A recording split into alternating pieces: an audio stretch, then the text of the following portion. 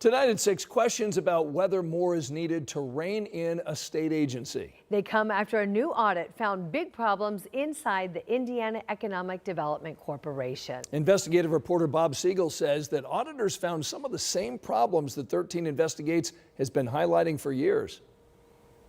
13 News has been investigating and raising questions about the Indiana Economic Development Corporation since it was first created in 2005. Can we get that list from IEDC? That's confidential information.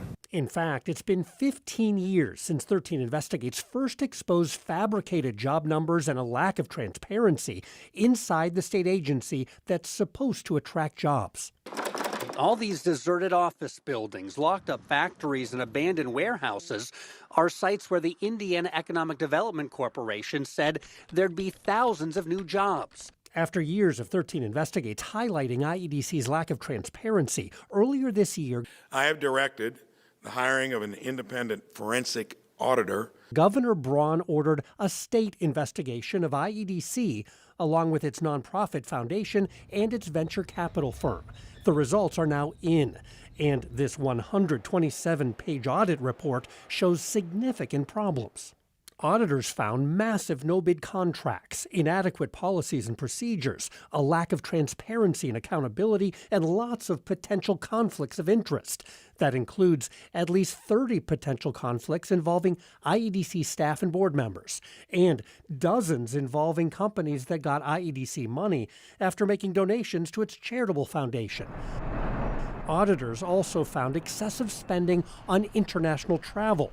This entity is supposed to be creating jobs. It's creating scandals instead. Greg Leroy is with Good Jobs First, an organization that tracks economic development agencies. He says the IEDC's lack of oversight and transparency is a recipe for trouble. Handling large sums of money behind closed doors, without sufficient public scrutiny, it's inherently going to breed corruption.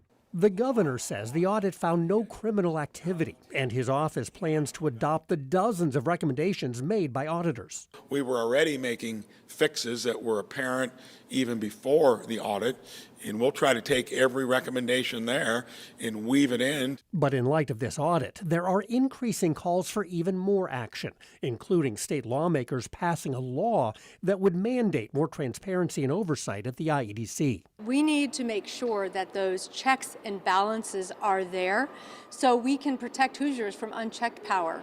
Earlier this year, the governor told me he thinks setting up the IEDC with very little transparency was a mistake.